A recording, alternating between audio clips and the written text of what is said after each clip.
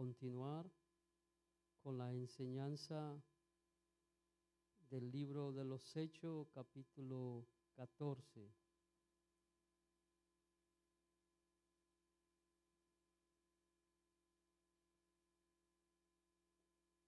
Y aquellos que tienen Biblias, les invito a que abran su Biblia o enciendan su Biblia, en que los pasajes bíblicos que vamos a estar mirando en este día estarán en la pantalla. Y vamos a leer del versículo 19 al 28. Y dice así: Entonces vinieron unos judíos de Antioquía y de Iconio, que persuadieron a la multitud, y habiendo apedreado a Pablo, le arrastraron fuera de la ciudad, pensando que estaba muerto.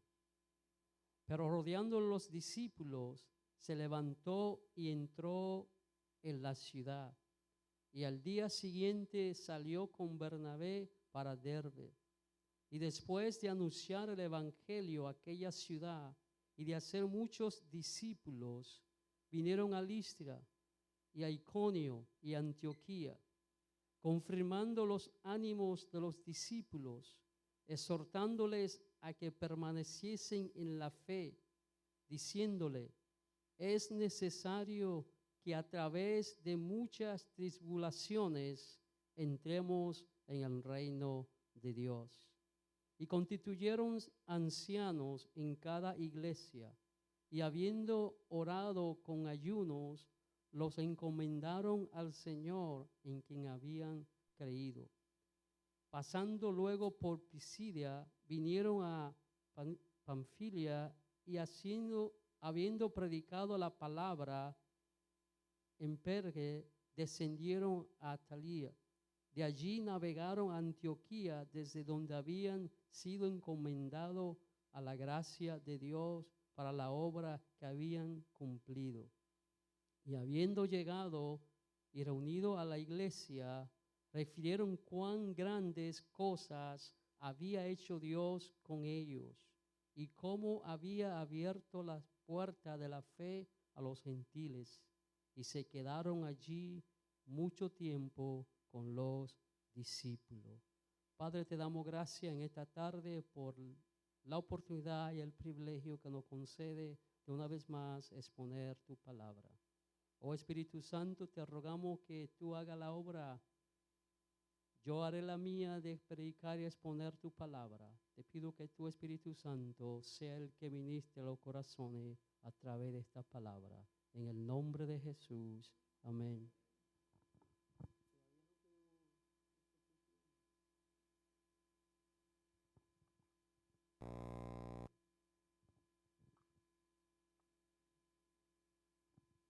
Amados hermanos, cuando leemos los primeros dos versículos de esta porción bíblica, podemos nosotros ver la fluctuación en constancia de la mente del ser humano.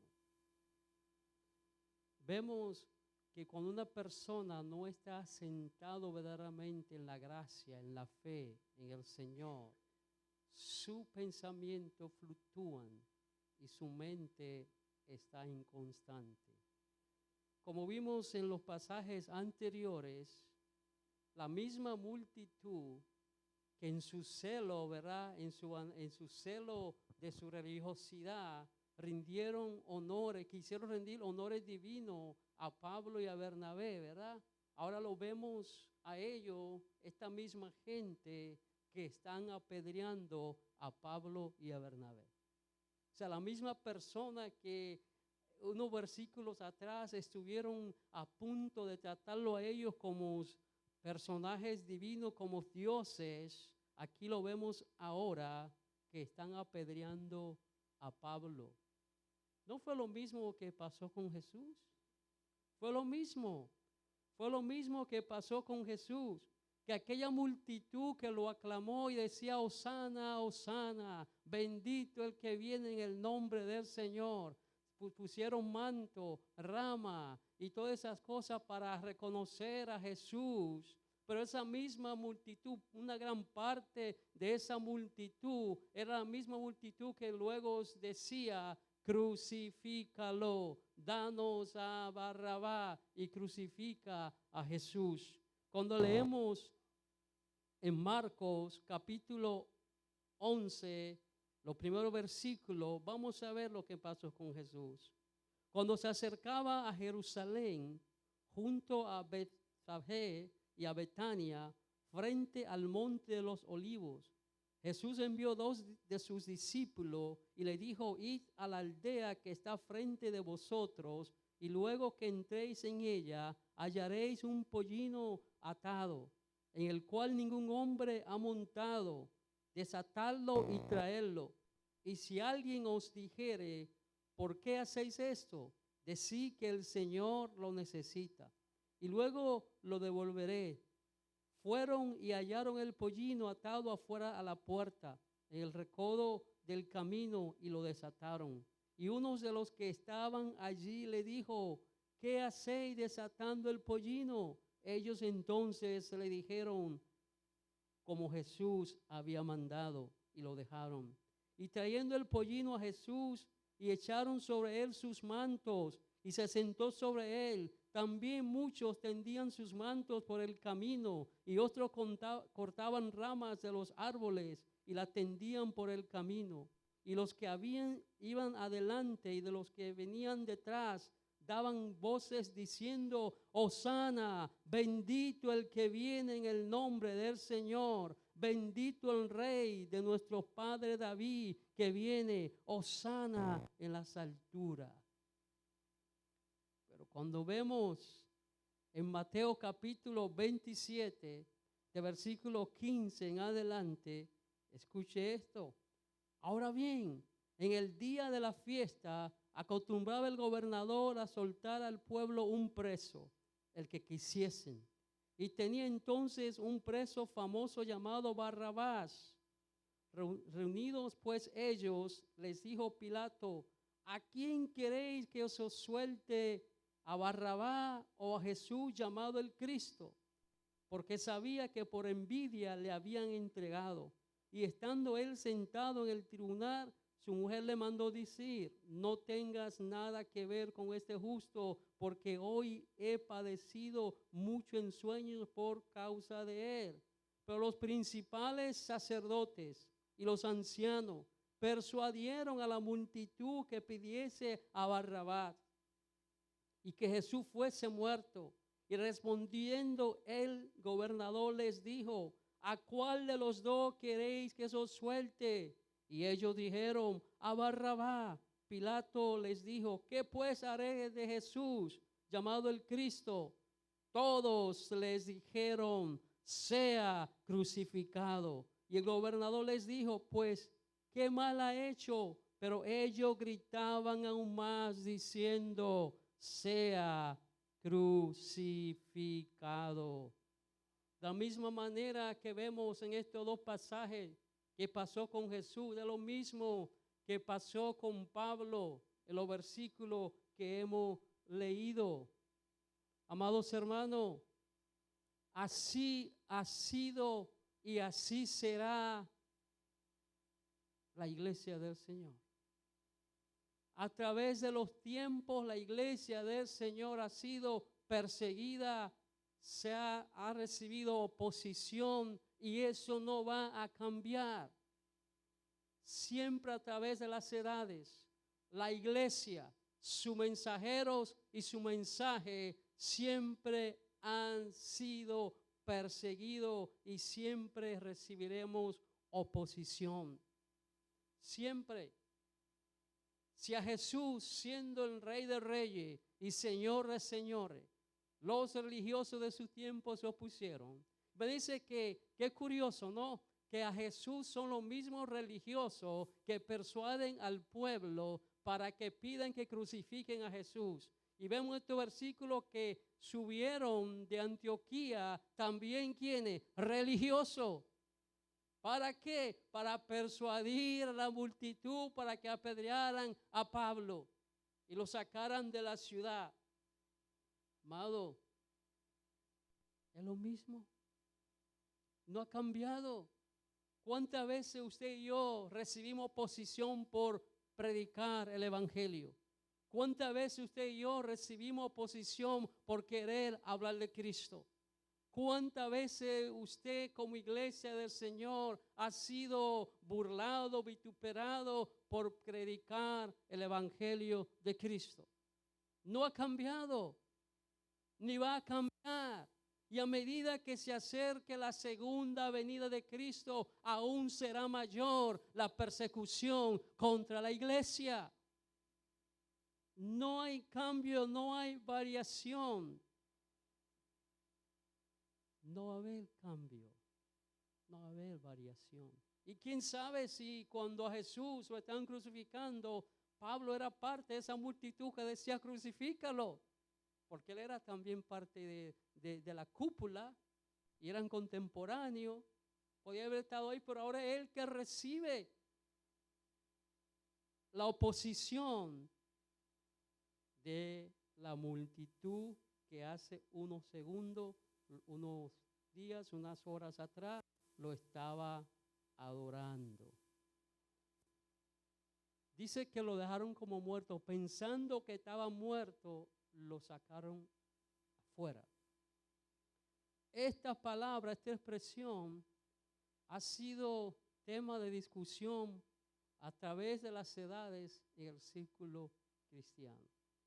Porque muchos piensan que Pablo aquí experimentó una resurrección y aluden a que fue durante este momento que Pablo recibe o sube al tercer cielo, algo que él cuenta, lo cual no es así, porque si hubiese sido así, Lucas no hubiese perdido ese detalle cuando narra esta historia. No lo hubiese desperdiciado esto tan importante.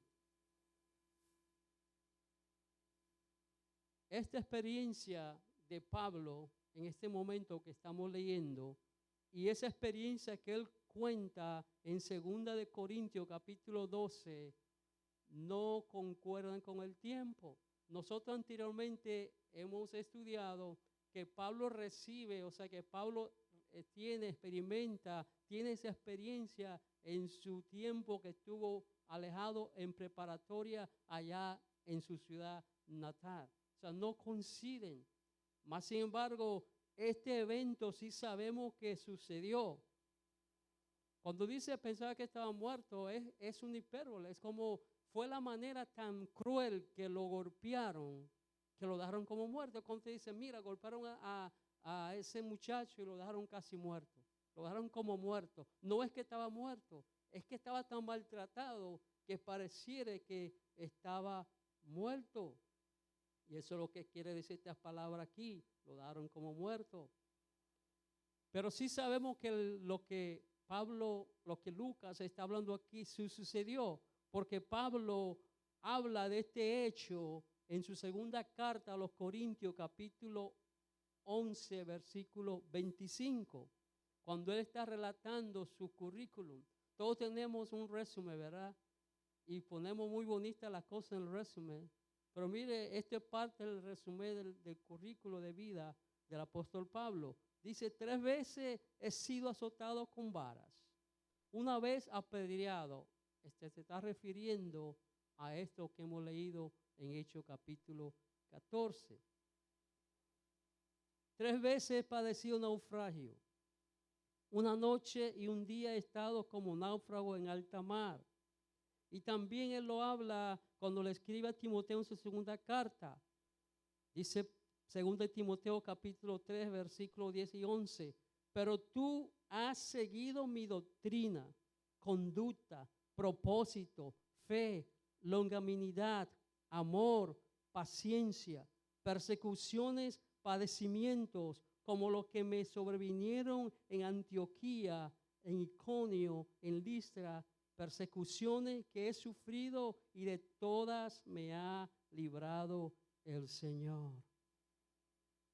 ¿qué nosotros podemos aprender y extraer para nosotros de estos dos pasajes en este día? Vemos aquí la importancia de la confianza. Pablo, Bernabé y los que estaban con ellos tenían confianza en el Señor. Dice que regresaron, entraron nuevamente a la ciudad, no se fueron. Vemos lo importante que es confiar en el Señor. Nosotros no podemos confiar en las circunstancias ni ver las circunstancias. Tenemos que confiar en el Señor. ¿Qué vemos ahí también de Pablo y Bernabé? Ese compromiso con el Señor y con la predicación del Evangelio. Vemos un gran compromiso.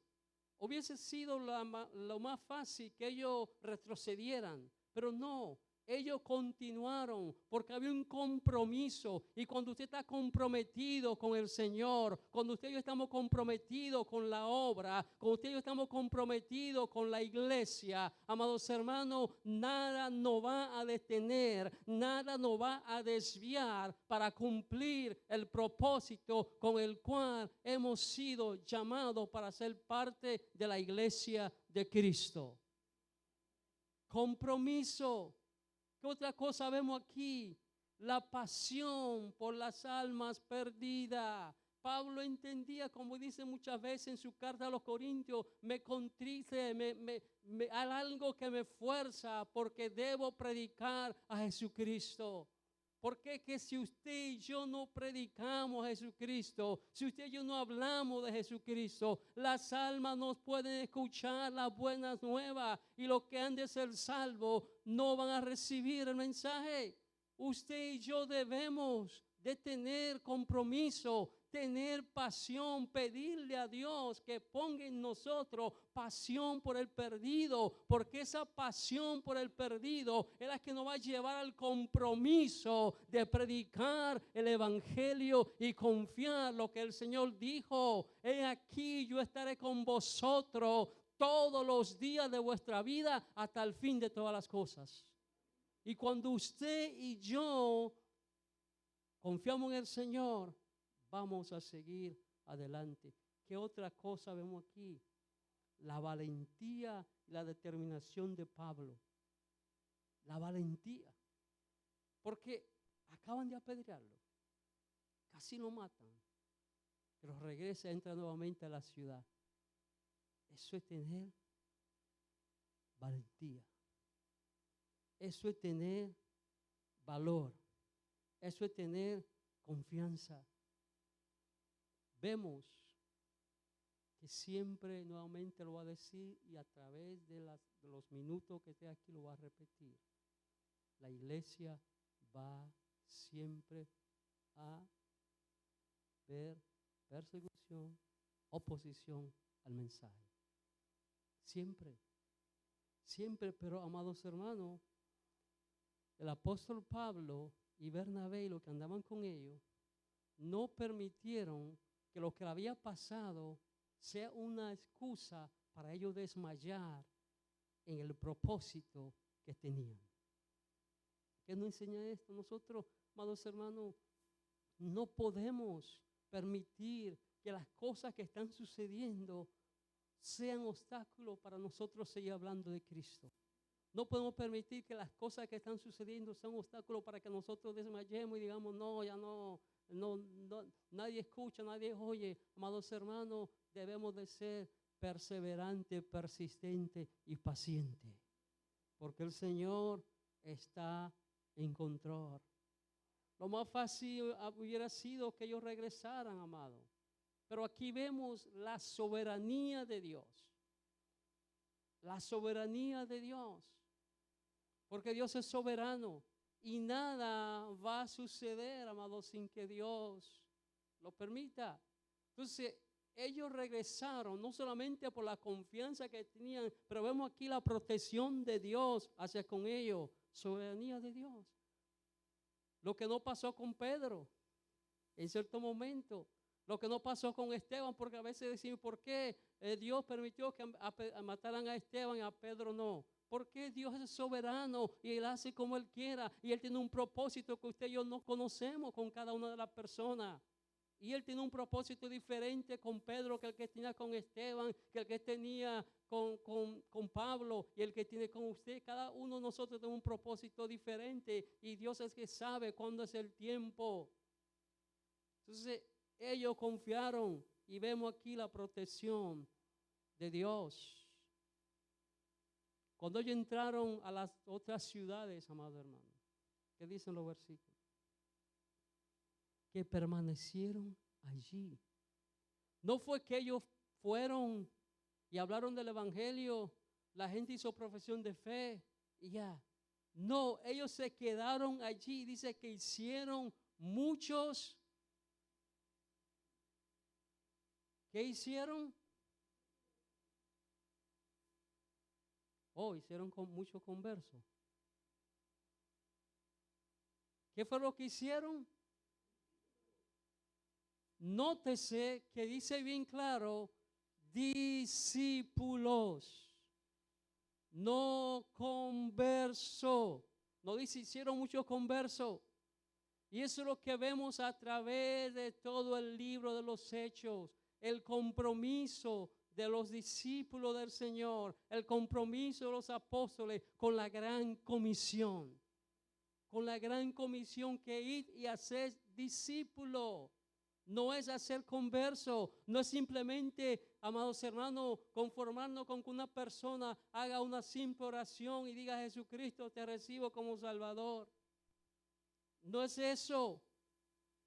Amados hermanos, para nosotros poder ser parte de la gran comisión, nosotros, amados hermanos, tenemos que estar dispuestos a dar nuestro tiempo y nuestros recursos, porque toma tiempo hacer discípulo, no es converso. No nos podemos conformar simplemente con que las personas hagan profesión de fe y ya. Para ser un discípulo requiere de tiempo, de compromiso de cada uno de nosotros.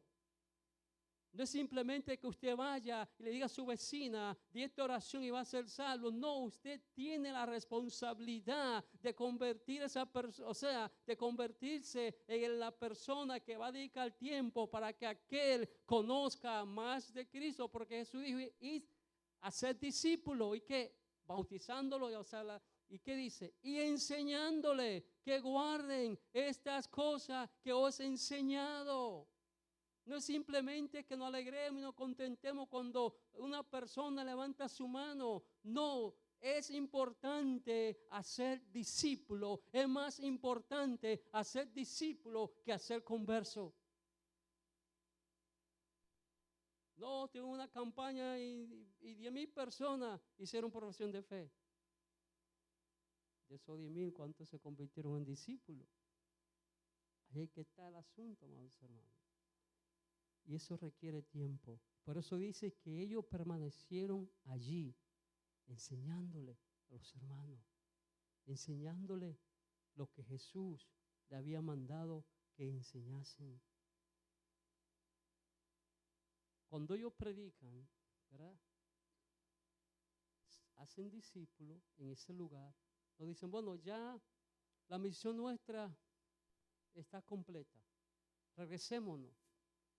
Del último lugar, regresémonos a Antioquía de Siria, donde nos mandaron. No, ellos hacen algo interesante. Muy interesante que muchas veces usted y yo no hacemos. Ellos regresaron, hicieron la travesía de regreso de vuelta y pasaron por cada una de las ciudades que habían visitado. No se regresaron directamente a donde lo enviaron. No, dice, vamos a pasar por los lugares. ¿Para qué? ¿Para qué? ¿Para qué regresaron? Para animar a los hermanos, para exhortarlo, para seguirlo enseñando, para que se mantuvieran firmes en la fe, en Jesucristo, en el camino del Señor. dándole ánimo. Y nosotros tenemos esa responsabilidad, hermano. Nosotros tenemos que animarnos los unos a los otros. Nosotros tenemos que tomar el tiempo, y especialmente para aquellos nuevos discípulos, para aquellos nuevos conversos, de constantemente estarle animando para que se mantengan firmes en la fe. El servir a Cristo, hermano, no es fácil. Como decía el hermano, el camino angosto. Para andar por ese camino angosto no es fácil. Que usted, cuando usted tiene que ir a un lugar, vamos a poner un storage, ¿verdad? Usted sabe que está todo apilado ahí, el caminito es así. Usted tiene que, ¿cómo usted sale de ese lugar? A veces sale con morado, golpe, arañado. Así mismo es el camino angosto. No vamos a dar golpe porque el camino es angosto. Pero debemos de seguir ese camino. Dice que le predicaban, que le exhortaban, que mantuviese en el reino. ¿Y qué es el reino de Dios, hermano? ¿Qué es el reino? Sencillo. El reino de Dios es el gobierno de Cristo sobre el corazón del hombre. Eso. No es la grande riqueza. Soy miembro de un reino, tengo que ser un rey. No, el reino de Cristo, el reino de Dios es Cristo, Dios, gobernando sobre el corazón del hombre. Y si usted está siendo gobernado por Cristo, usted parte del reino de Dios. Se está siendo gobernado. Se está viviendo bajo el señorío. Porque una cosa es tener a Jesús como Salvador y otra es tenerlo como Señor. Todos queremos al Jesús Salvador, pero poco queremos al Señor. Porque el Señor es el amo y el amo manda y gobierna y el siervo o discípulo obedece. No cuestiona, no pregunta. El amo dice, ven, y el esclavo va. Cuando usted lee la palabra Señor en la Biblia, está hablando de amo. Cuando lee la palabra siervo, está hablando de esclavo.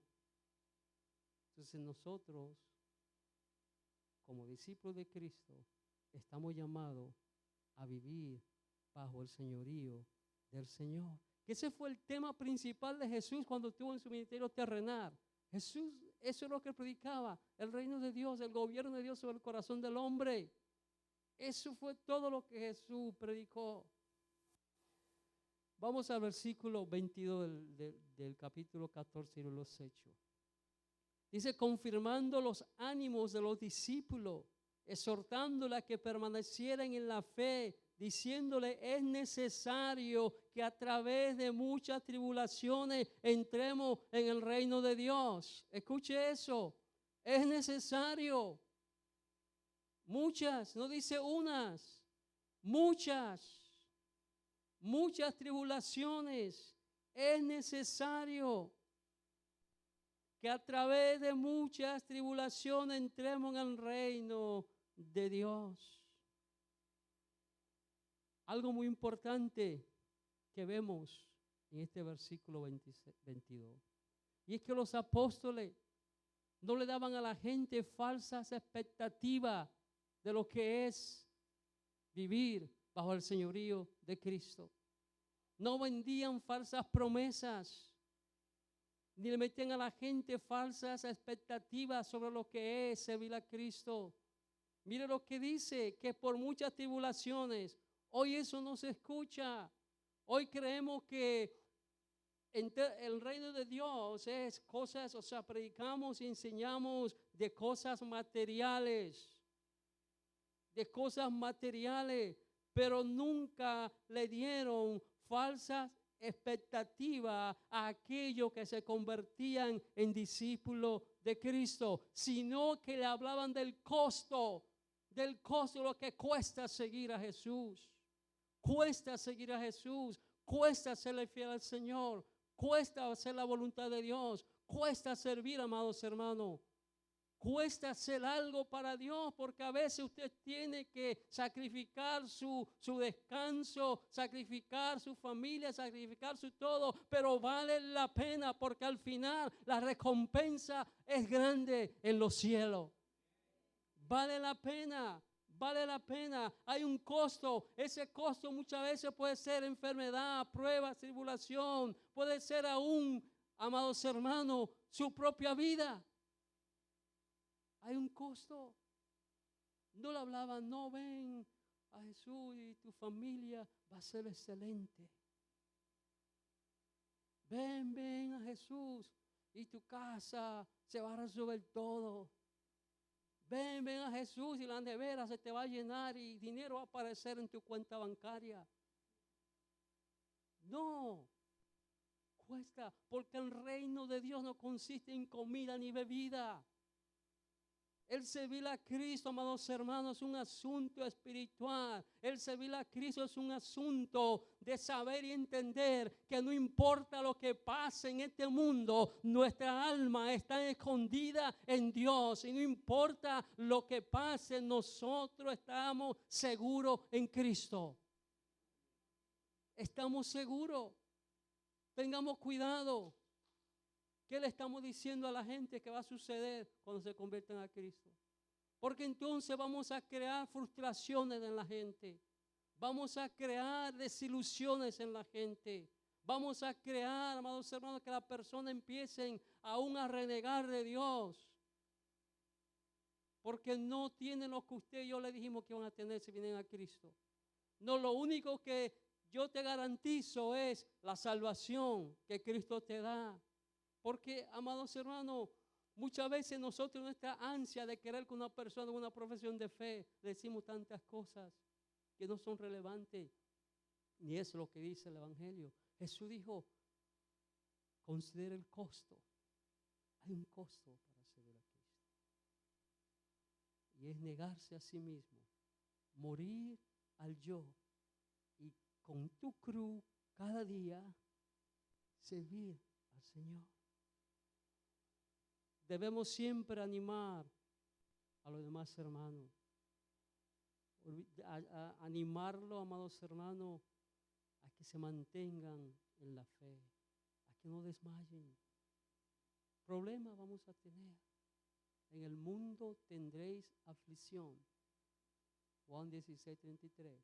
En el mundo tendréis aflicción, pero confiad, yo he vencido al mundo. Yo he vencido al mundo. Romanos 8:18, mi versículo favorito. Porque tengo por cierto que las aflicciones del tiempo presente, no sé cuál es tu aflicción en este momento, pero la aflicción que tú estás viviendo en este momento no son comparables con la gloria venidera que en ti se va a manifestar en el día de Jesucristo. Y ni la muerte, ni lo bajo, ni lo alto, ni lo ancho, ni lo profundo, ni potestades, ni principado, nada nos podrá separar del amor de Cristo, de Dios que es en Cristo Jesús. Ahí está la seguridad del cristiano. Dios es bueno, amados hermanos. No le demos falsas expectativas. Yo muchas veces escucho a hermanos diciéndole a la persona, y lo escuché el fin de semana pasado, no de que cuando tú vienes a Cristo toda tu vida va a cambiar, tu matrimonio se va a arreglar, le pintamos un panorama, le plantamos ilusiones a la gente que puede hacer que hagamos más daño que bien. ¿Qué pasaría si yo le digo a usted que si usted viene a Cristo, mañana usted va a tener un carro? Y mañana llega y el carro no está. ¿Cómo usted se va a sentir? Engañado, defraudado, frustrado, desilusionado. ¿Y para qué creen en ese Cristo que habla mentira. Pero no fue Cristo que habló mentira a esa persona, fuimos nosotros. Cuidados, hermanos. Versículo 23 dice: y constituyeron ancianos en cada iglesia, habiendo orado con ayuno, les encomendaron al Señor en quien habían creído. Es interesante, aquí vemos algo muy importante, amados hermanos. Pero antes de definir la palabra, de decir lo que quiero expresar de este versículo, es importante que aclaremos que la palabra ancianos aquí no está hablando de personas de edad cronológica, que son ancianos por edad. Está hablando de personas maduros en el Señor, personas espirituales. Aquí no dice mucho cómo ellos llegaron a ese consenso de establecer esos ancianos, pero sí podemos tener un precedente. Luego los Hechos capítulo 6, cuando escogen a aquellos diáconos, ¿qué fue la característica que buscaron? Hombre lleno del Espíritu Santo, lleno de fe y lleno de sabiduría.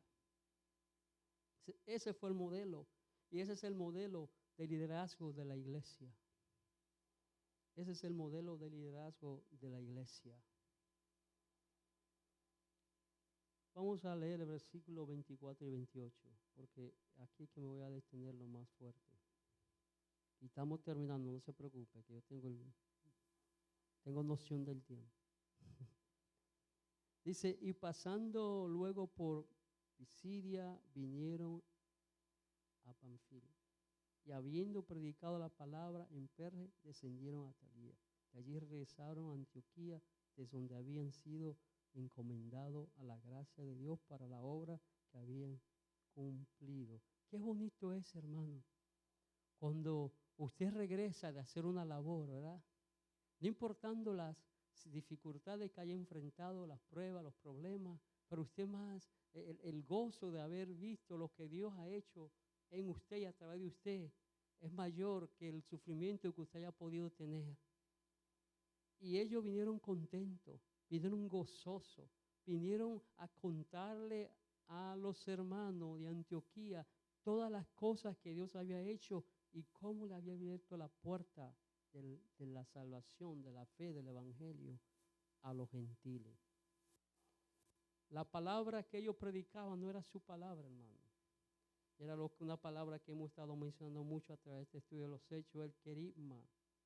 El querigma, la buena nueva, la buena noticia de que el Mesías había llegado para a través de su muerte y su resurrección ofrecer salvación y vida eterna al hombre. Y eso, hermano, mis hermanos, les ruego encarecidamente en el nombre de nuestro Señor Jesucristo, que eso es lo que nosotros debemos predicar. Eso y absolutamente eso y eso y eso nada más. Que Jesús vino al mundo para a través de su sacrificio ofrecer perdón, salvación y vida eterna. ¿Se acuerda que dice que hemos leído muchas veces Lucas capítulo 24, 46 en adelante? Y era necesario que el Hijo del Hombre padeciese, muriera y fuera crucificado y resucitará al tercer día, para que en el nombre de Jesús se predique ¿qué? El perdón de pecado y el arrepentimiento. Y esa es la gran comisión. Eso es, amados hermanos, lo que nosotros debemos predicar. No prediquemos otra cosa. No hablemos de otra cosa más que del Evangelio de Jesucristo. La buena nueva de salvación, esas buenas nuevas que transforman al hombre, que traen paz, gozo, liberación. Como dice el mismo Señor en Lucas capítulo 4. ¿Qué fue la misión de Jesús? Él dice ahí, el Espíritu de Jehová está sobre mí y me ha ungido ¿para qué? Para sanar a los quebrantados de corazón, para libertar a los oprimidos, ¿verdad? Para libertar a los cautivos y para anunciar el año agradable del Señor. Y la única cosa que puede sanar el corazón quebrantado es Jesús. Jesús, el Evangelio, la palabra de Dios transforma, la palabra de Dios regenera. Jesús tiene poder para transformar y sanar los corazones, para traer paz, amados hermanos. Es Jesús y a Jesús es que debemos predicar. Ellos llegaron contentos, con gozo, viendo lo que Dios había hecho en ellos. Y ahí se cumplan, los hermanos, esa palabra del Salmo 126, versículos 5 y 6, donde dice: lo que sembraron con lágrimas, con regocijo segarán, irán andando y llorando. El que lleva la preciosa semilla, mas volverá a venir con regocijo trayendo su gavilla. Pablo y Bernabé llegaron contentos porque ciertamente habían sido apedreados, ciertamente habían experimentado persecución, ciertamente habían experimentado oposición, pero más sin embargo Dios a través de ellos hizo muchos discípulos. Dios lo usó para que muchos gentiles se convirtieran al Evangelio de Cristo y se convirtieran en discípulos del Señor. No solamente judíos, sino también gentiles. Y eso, amados hermanos, sobrepasa cualquier aflicción que tengamos en el camino. El gozo que se siente al ver cómo Dios se mueve transformando vidas y corazones. ¿Y qué tal lo que dice Romanos capítulo 10, versículo 15? ¿Y cómo predicarán si no fueren enviados? Como está escrito: cuán hermosos son los pies de los que anuncian la paz, de los que anuncian buenas nuevas. Nosotros no estamos llamados, hermanos, a cambiar la gente. Usted y yo no podemos convertir a nadie, pero sí podemos predicar a Jesucristo. Y a eso estamos llamados, a predicar a Jesucristo. Amados, sigamos firmes y adelante en la fe, confiando siempre en el Señor. Y siempre, pero que siempre, teniendo presente que nuestro galardón es grande en los cielos. Sigamos adelante. Amén. Vamos a estar de pie.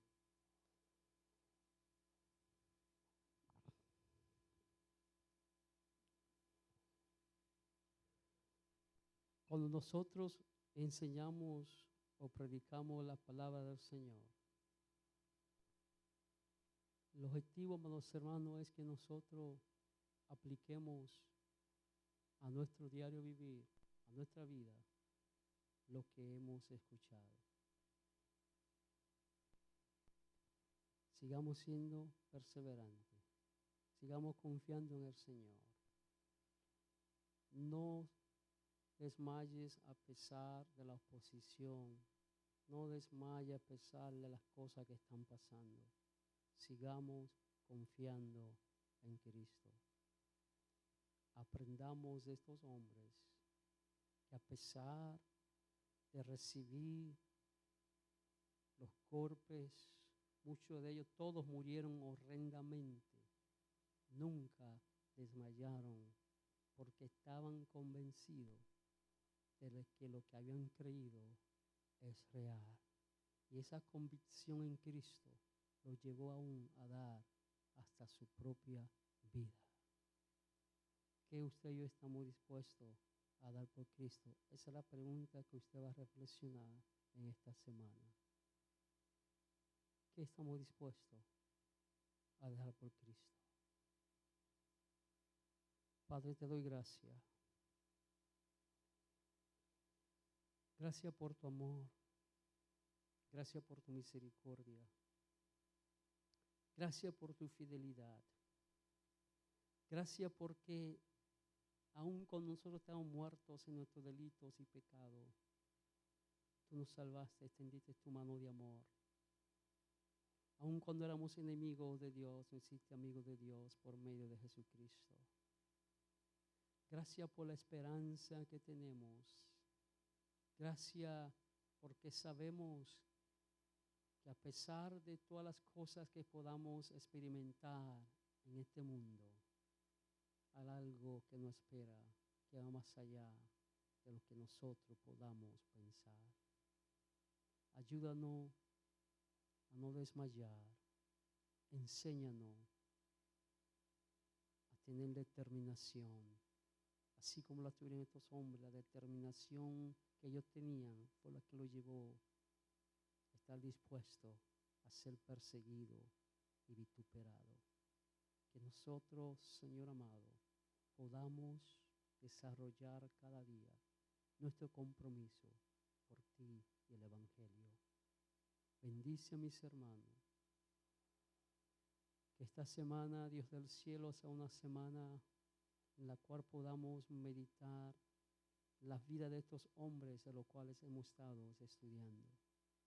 Que podamos, Señor, ser verdaderos discípulos tuyos en servicio, en conducta, en amor y en pasión. En el nombre de Jesús. Amén. Rapidito, hermano, quiero dar los